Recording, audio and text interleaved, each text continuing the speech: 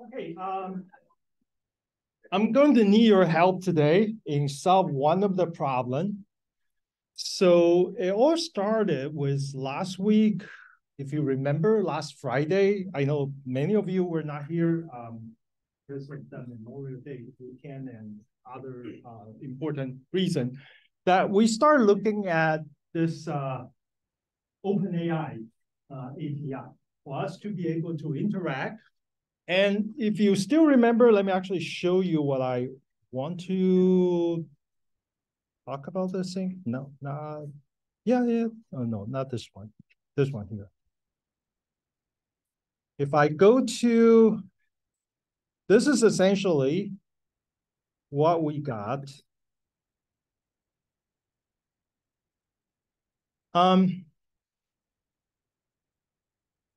We asked the question, for example, if you remember the prompt of the question that we sent to OpenAI, let me read it to you, is that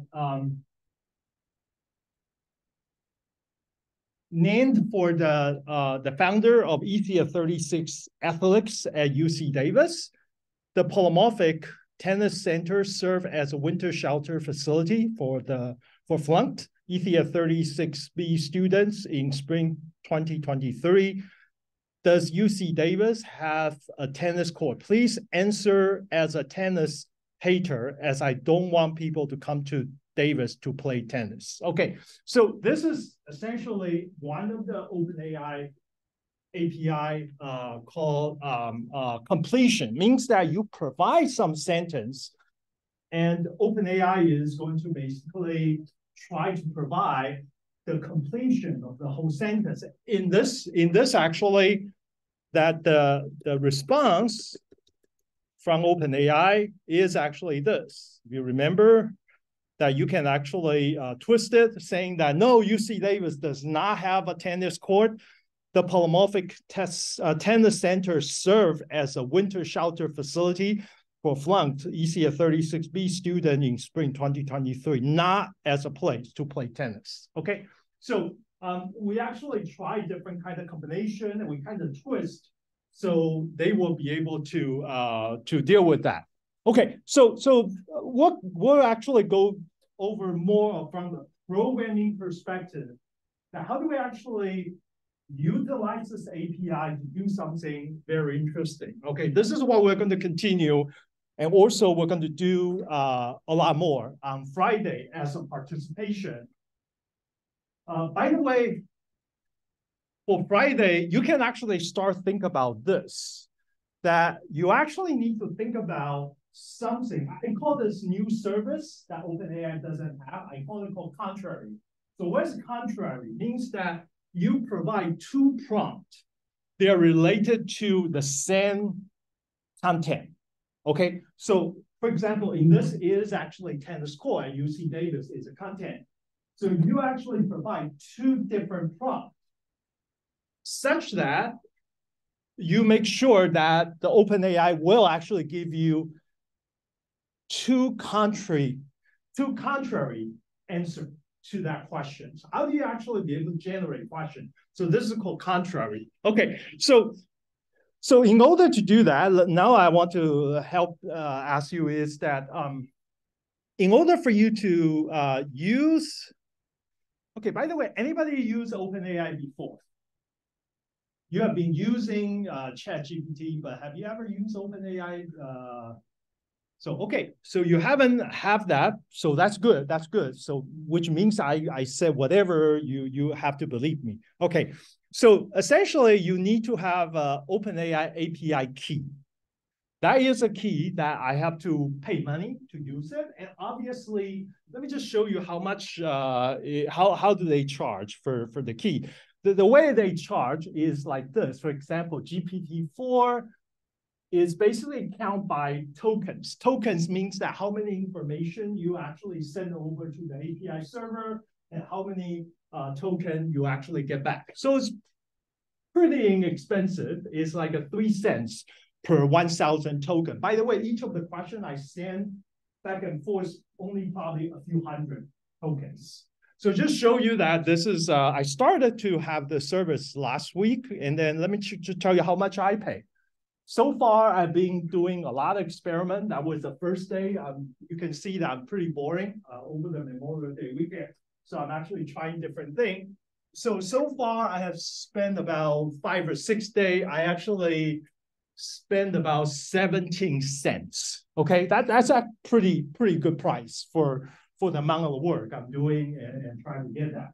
Okay, that's great. Okay, but the thing is that I want you to actually do some participation on Friday to actually work on this. But my problem is that is that 17? Do you think, okay, this is a political question. Do you think that UC Davis student in computer science, they should pay 17 cents to actually fulfill a participation credit? Yes or no? Well, let's be democratic, okay? I mean, 17 cents, come on. Just 17 cents, you got 2% of the grade better. Do you think that's reasonable? So because if I'm on my back, I didn't see who says yes. You would tell me the true answer or something like that. Of course, it's not good, right? I mean, for me, the student already pay a lot for tuition for whatever. You already pay a lot, and I feel 17 cents for learning on top of whatever you already pay is actually just outrageous. I don't think you should pay anything for doing this work. I mean, you already purchased your computer, laptop. I already appreciate that. And so, okay, now my question for you, then that's why I need your help. Well, how do you actually get ECF36b student to use the service for free? Anybody know the answer? I'm sorry, I said free and legal. Okay, legally free. Okay. Not illegally free, legally free. How do you actually do that? Anybody have some idea? Yes.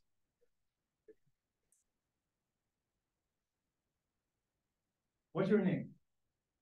James. Okay. Hey, if anybody feel that want to be arrested, that's James. Provide the idea. No, I'm just kidding. All right. I'm a chicken. Just to let you know. Okay. So yes, I mean because they charge the API by token. So essentially, it doesn't matter. Say I have an API key, right? So in your case, I have an API key, and you can just send your request to me, and then I will just forward it, right? I mean, I pay the price anyway. I mean, is that fair for an instructor to pay 17 cents or $17 for a student to use OpenAI? Do you think it's fair? I think so, right? You want to pay yourself, or you want me to pay? What's your choice? No, you want me to pay, right? All right. I mean, I have other ways to actually get reimbursed, right? I can talk to the department saying that, hey, it's a 17 cents. You better pay the 17 cents instead of asking each of the students to pay 0.005 cents or something like that. Okay, so all right. So James actually offer a idea. That's the right idea. That we have found one person has an API key. So now, how will you actually be able to get your API key to me and then forward it? How do I do that? Any idea? Hey, this is a programming class. Every solution has to be programming. I mean, if we learn programming, we don't know how to solve a real-world problem like this, then we're not learning, right? Yes? Use the JSONRPC. No, it's actually JSONRPC, right? Not JSONCP. JSONRPC to do that. Okay, so what is a JSONRPC? Let me actually show you what the picture looks like.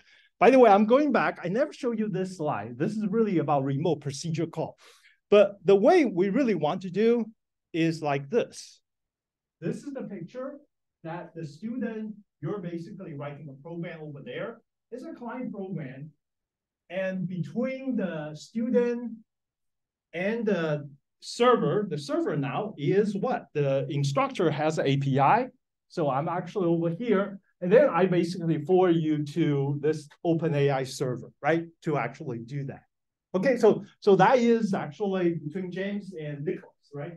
And between James and Nicholas, we actually, have a way to do that. So now you know why sometimes having this RPC remote procedure call is a good thing, because it allows us to call a procedure or a function on behalf of the person who actually has the API key in this case. All right, so that's why we actually sometimes need to do remote procedure call.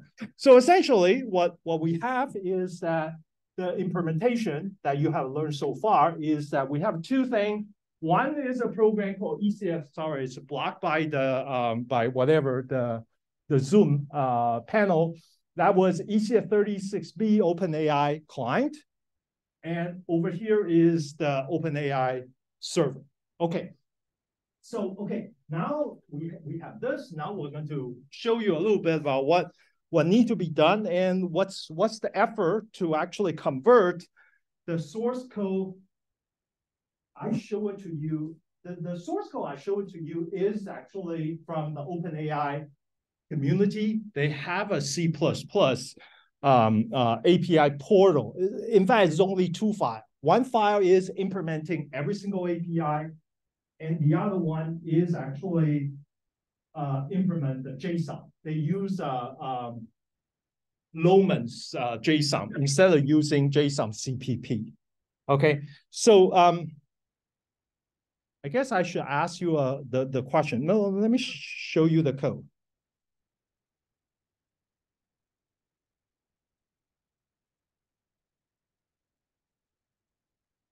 Okay, so let me first tell you what the original code looks like.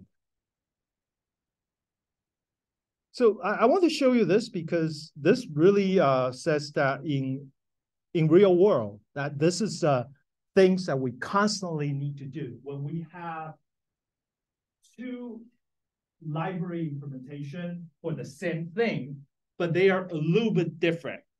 I mean, people like to develop their things, and then they realize they need to have some other things, so they develop something different. And then sometimes you will see that conceptually they're the same, but we need to do some twist in order to get things to work. Okay, so let me show you the original. The original code is OpenAPI hpp.org. Okay, this is the code that's actually available from the OpenAI community. This is MIT license. You can actually take a look at that.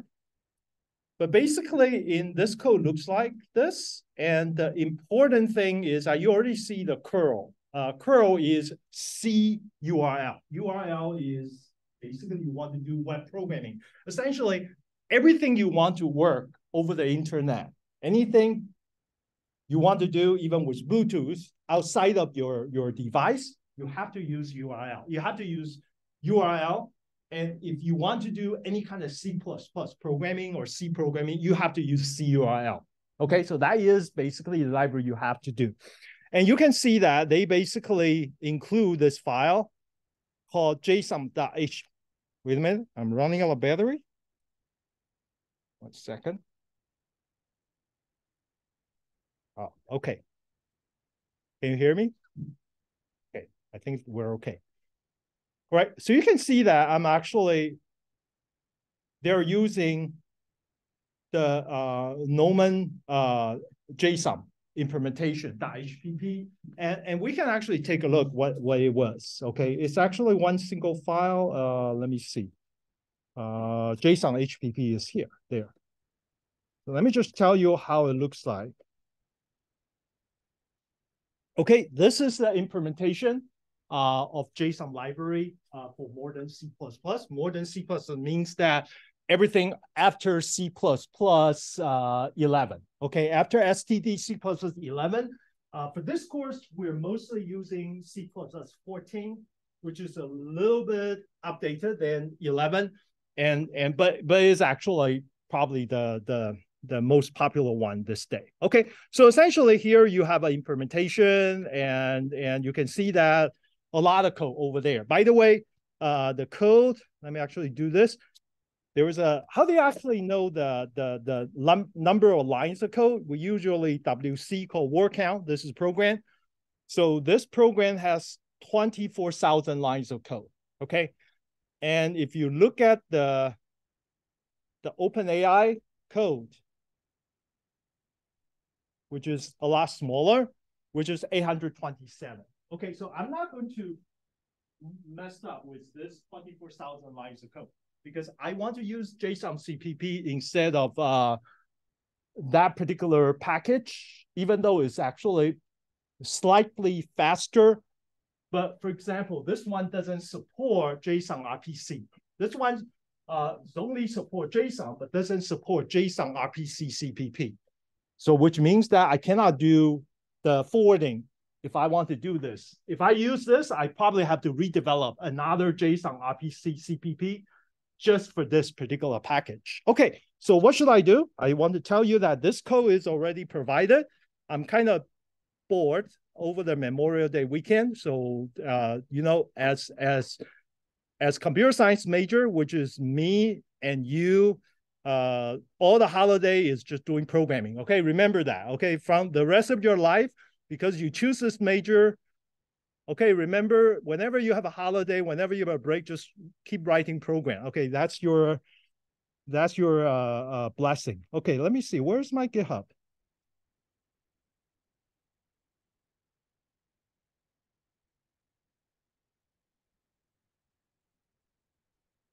Okay, let me go to the repository. So if you go to the repository, the first one is called OpenAI _ JSON CPP. This is the link I sent you already, that this is actually for ECF36b. If you take a look, what I have is a ECF36b OpenAI.hpp. So I make modification of about that 827 lines of code. And let's look at, I keep the license header because it's required. So everything up to here looks the same.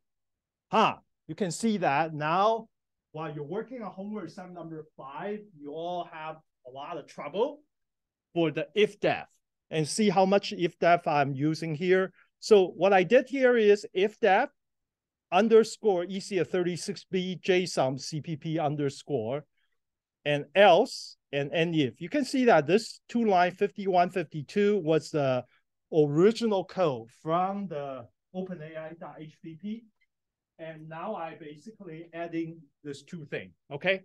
Because I feel, okay, if I have ECF36b common and ECF36b exception, I basically include everything I need for the JSON CPP. Okay, so pretty much all the code you can see I make modification.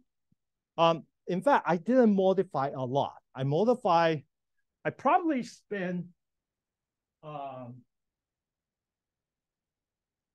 would say I spent about half an hour to actually convert this code from, you can actually take a look how many places I actually change it. It's pretty much just format difference. Let me show you some example.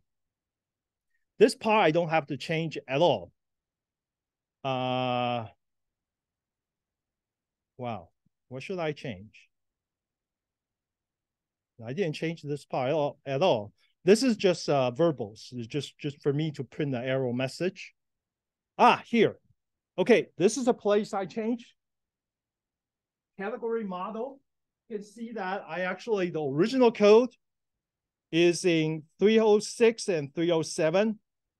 Okay, by the way, I want you to actually really understand at least everything in this piece of code, because in the final exam, I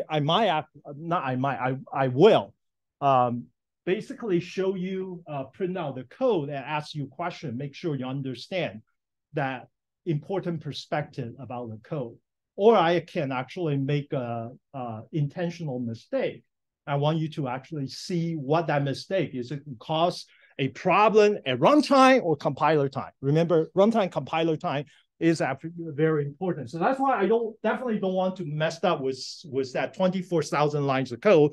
But I will say a week before the final exam, I'm actually going to send you all the programming source code that I'm going to ask you question in the final exam. Okay, so it's good for you to actually really apply what you have learned to make sure you really understand, apply on a piece of a real software. And then so you know that that's actually something you can handle this in real life. Okay, so take a look at this. What I did change here, this 2-line 306, 307 was the original code. And then I changed this to 303 and 304. Basically, in the original, in their style, is called JSON, but in JSON CPP is JSON colon value. So essentially, I changed this to JSON colon value. That's it. And pretty much a lot of changes look like this. You can see that I changed this to from JSON create JSON input to JSON value create JSON value input, right? Because I just convert everything. I see a JSON, I change to JSON colon value in order to do that. The only thing that's actually a little bit tricky is this part. Let me actually show you a piece, which is, I actually went through the code myself, and it's not that bad. Okay, the code is reasonably understandable, even for intermediate object-oriented programming course like ECF36b. Okay, let me actually show you a place which I need to do a little bit different. Yeah, this is, oh, okay, here. This is probably a bigger change over here. The original code was actually looks like this. This is what the original code is called category image. By the way, I even didn't test it, this part, but this was the code. But look at this. What they did is they said input contains mask. They're looking for one JSON key value pair, which contain a mask. What is the input? Input is a JSON. In that package, they're actually using contain. But in JSON CPP, what's our style? Our style is like this. You see that I said input mask is null is equal to false. Input mask is string is equal to true. So this is the style of JSON CPP that we actually using is null is string, as string, those kind of things. So essentially, we have to I have to convert that to this piece of code. So contain, I deal with that.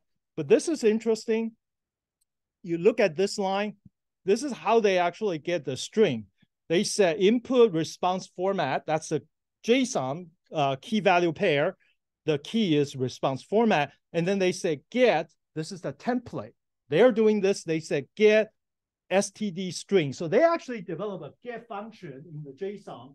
So they will be able to get based on the template. So this is the way they get a string out of key value pair. So essentially they're saying is that I'm actually expecting a key value pair. That key value pair key is response format. And I'm actually expect it's a string as a value. And then I'm actually going to get the value as a string. So that's the way response format. Let's see how I actually did this with JSON CPP. Is over here. You see, that's the style of JSON CPP from line 1048. Look at this. What I did, sorry, not 1054. This part. So I said input response format dot is null. Do you have the key? If you want to convert, I have to check whether you have the key. By the way, I'm not exactly sure how that particular JSON library handle a missing key value pair. But anyway, I'm going to check that anyway. And then I check whether that is a string. If it's a string, both of them is actually true. Then I just say input response format as a string. This will actually produce a string for me. So this is basically how doing the conversion. So essentially what this piece of code is doing is that we just try to align two different JSON package, and then how you can actually convert that to the other one, so we can actually be more comfortable with the API that we're more familiar with. Okay, all right, so I have this. Let me just make it clean. Okay, the code should be provided to you already. And then let's look at the JSONRPC CPP.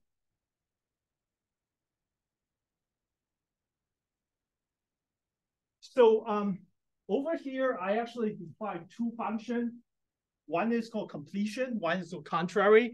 On last Friday, I only show completion, but contrary is not an OpenAI API call. It's a different API call. I'm going to show you because if you know how to actually be able to writing a program, interact with a server like a ChatGPT, then there's a lot of interesting things that you can do. I will talk about that more on Friday. But today I'm going to more focus on the completion. I'm going to show you the client server part. So let me actually first tell you what's the client part. The client part is OpenAI. Oh, sorry, it's ecs36b OpenAI client.cpp. So this is a program, is really short program, okay? So you can see that at the beginning, I basically just say, hey, I include this file. And basically I assume that I'm using JSON CPP style. So that's why I have a JSON RPC stuff, just like your previous program, starting from homework assignment 0 or homework assignment 6. And then in the program, you can see that what I did over here. Oh, I want to tell you that I make an important change. Remember, I tell you something about the user-defined literal, that you have a parenthesis and capital R, which make the compiler try to neglect everything that's actually escape character. So instead of doing that, over here, I decide I would just directly bring it in from the file, instead of for me to be able to write the whole JSON using the user-defined literal, which is a trouble because every time you actually change a different prompt, you have to change your source code, you have to compile. Instead, I just put that JSON into the file. So in this program, let me show you what I have. Go to the tennis. This is the JSON essentially I showed you last time. So I have a file called tennis1.json, and you can see that this is the file that this is the prompt I presented earlier. Name for the founder of whatever ecs36b athletics. Okay, so I can actually just put it here as a JSON model prompt, max token, and temperature. So now you know they're charging by token. That's why they actually provide what's the max token. So kind of for me to control how much money I'm willing to pay, things like that. Okay. All right, so I'm going to run this program. So I've just run ecs36b client, and then there's one. If you don't forget to put the file name, it says you have to have one JSON file name for the prompt. So I have to see tennis.json. Okay, so now you got a lot of error like this because I didn't run the server. Okay, where's my server? I'm going to run the server here.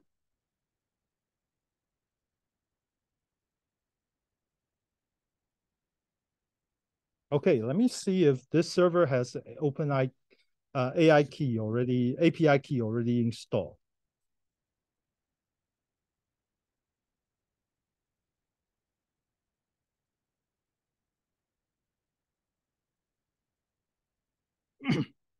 Okay, apparently, oh, you didn't provide the OpenAI keys. That means I'm using a different window. Sorry, I actually have to do this. Then must be this window I have the server. Sorry, reverse. you see that just before I move on, you see that I send a client is getting this arrow, but that arrow was actually proxy through the server. The server is trying to do this, but so now I'm actually reverse the terminal, so I know that terminal has that. Why does still have this arrow? Did I already running something? Hold on, let me just check. What do I have?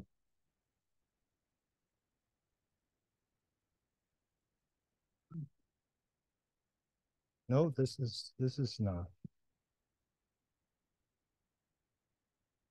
Let me try to kill my.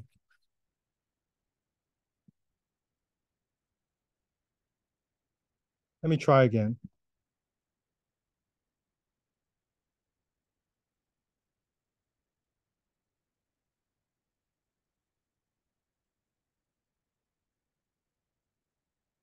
Okay, now you can you see that I actually got it. This is the client, and you can see that I got a response that no, UC Davis does not have a tennis court. The polymorphic tennis center serve as a winter shelter facility, whatever. So this one, if you look at the server side actually provide, essentially relay that over there and then get back like this, okay? Any question? All right, so I'm going to show you the server side of the code.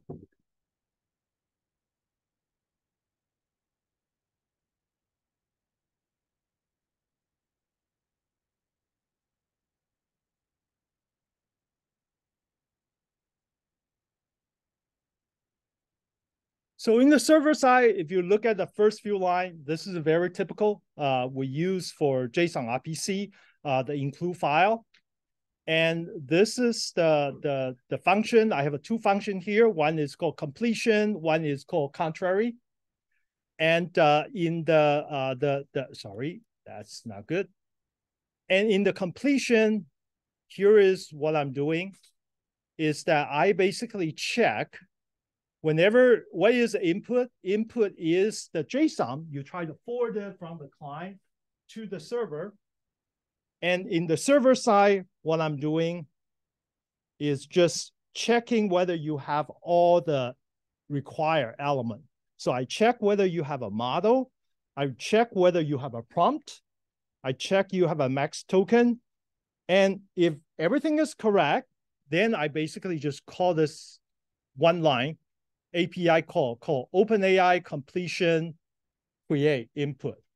When I provide this, then I got a response from the OpenAI, and then I basically encoded the response into the result.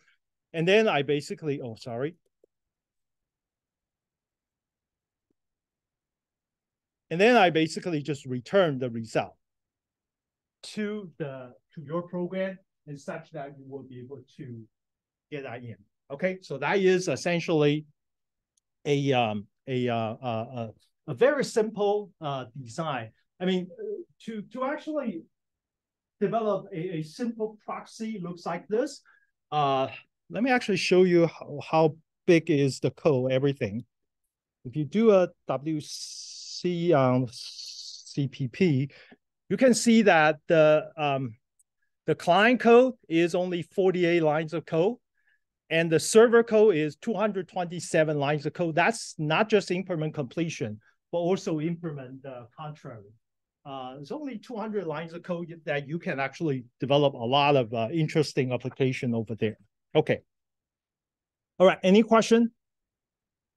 All right, so now I'm going to tell you a little bit about, okay, before I talk about contrary, I want to ask you, this is my homework for you. You have to deal with this. This is 0% homework, but it's good for you to come over here.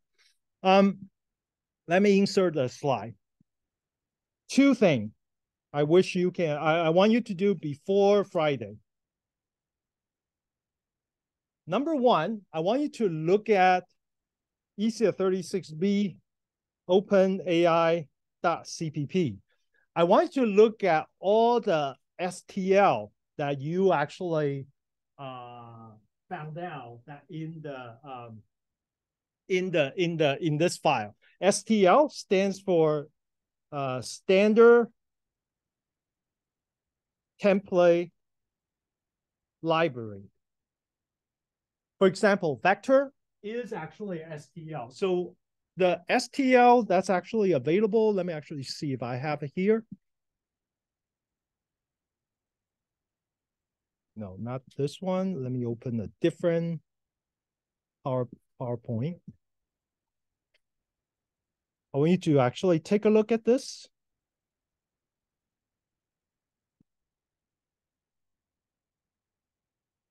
This is all the STL in C++. You can see that over here we have a vector, and over here with a list, vector, DQ, map, set, multi-map, multi-set, and then over there is a priority queue, stack. So everything square is actually a STL.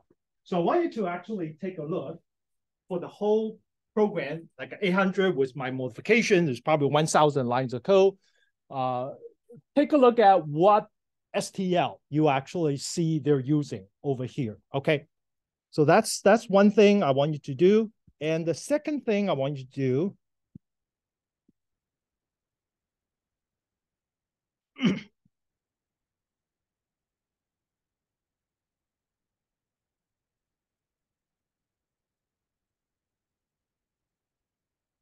the second thing I want you to do is I want you to come up with a contrary example. So what do I mean by a contrary example? Is that you ask two different questions about the same content, the same topic. For example, UC Davis tennis court availability.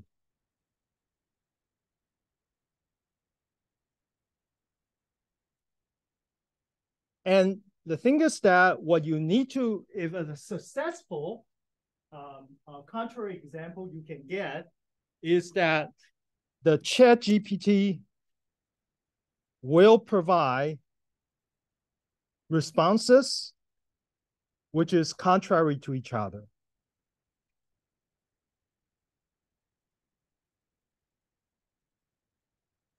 Okay, so this is between you and your team. By the way, when you submit this on Friday, one of the argument, oh, I forgot to mention this, important.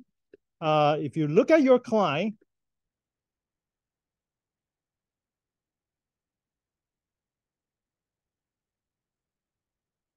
inside the client, your input JSON, when you actually call it, you see that I have a two parameter. One parameter is an input JSON from the file, but the other is actually the team, whatever team ID you have. So I will register your team and see if you actually provide a successful contrary example. Okay, so essentially what you will be doing is that you take a look at, for example, file tennis 01 looks like this, and you're actually going to change using editor is such that you actually provide two prompts.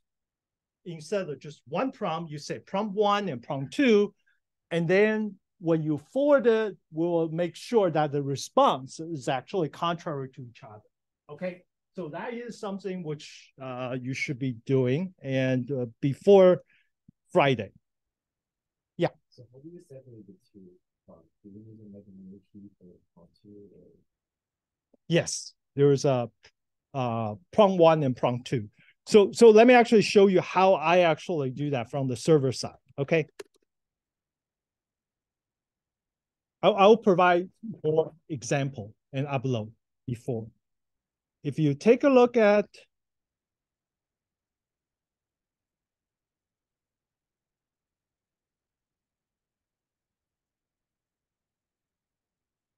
the contrary, what contrary is is actually I'm checking different things. Instead of checking model and prompt, I'm checking whether you have a prompt 1 and you have prompt 2.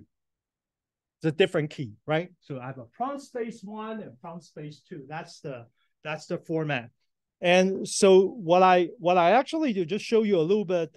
So I'm actually going to send the prompt 1. Look at what I did. I actually send the prompt 1. So I modify the prompt to be prompt 1. And then I send the prompt 1 to completion. And I get a response. And then I basically has a response. I basically get it from the response and then record it. And then I have a prompt 2 also send the completion. So the server actually send completion twice with prompt 1 and prompt 2. And then I'm actually getting both response.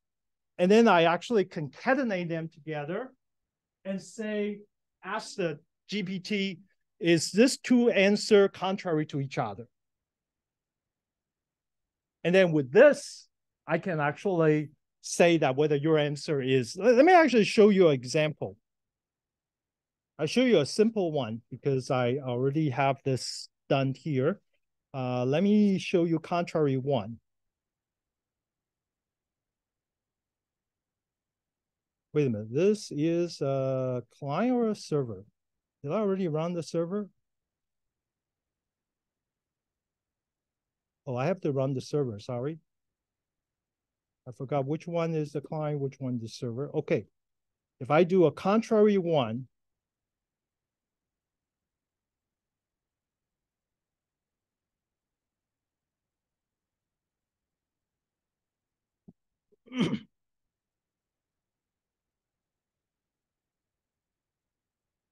okay, when let me tell you that what's the input, you can actually see whether this makes sense. What is a contrary number 1?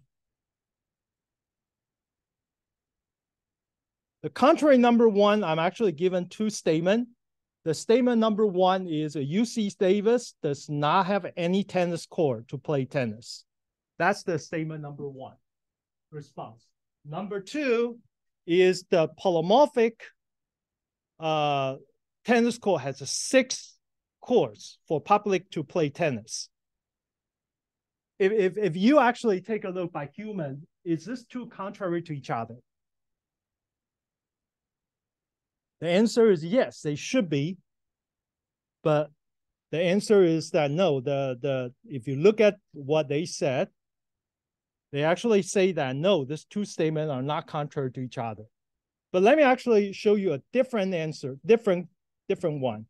If I go to 2, sorry, not 2. If I do this,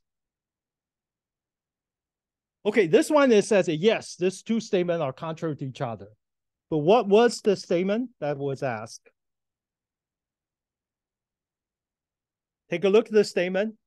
The statement is UC Davis doesn't have any tennis court to play tennis, and UC Davis has 6 courts to play tennis. If you actually have this 2 statements, the GPT will say, yes, those 2 statements are contrary. Okay, so let me just tell you that this particular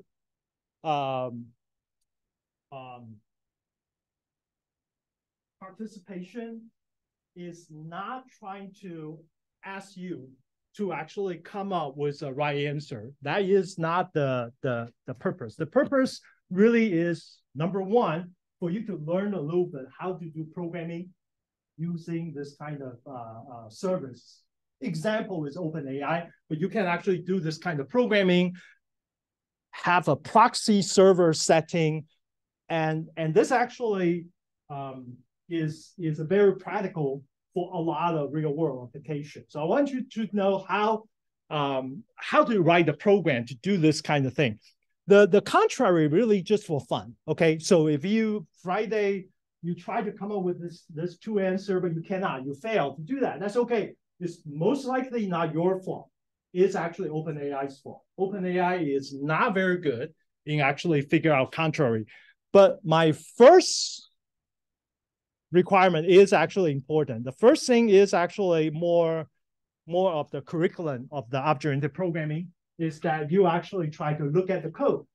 In fact, I want to tell you that I feel it's important for you to have the capability to be able to understand a piece of code that people given to you. Okay, that is a very important instructional objectives I try to accomplish. So that's why I want you to actually take a look at the code and see if you don't understand anything, because every lines of code you parse through your mind, that will help you to understand whether how much you really understand C++. Okay, that's something you need to worry about. Okay, I'm going to stop here. Any question? Okay, I will see you because after that, Friday, I'm going to talk about STL, okay, and doing this experiment.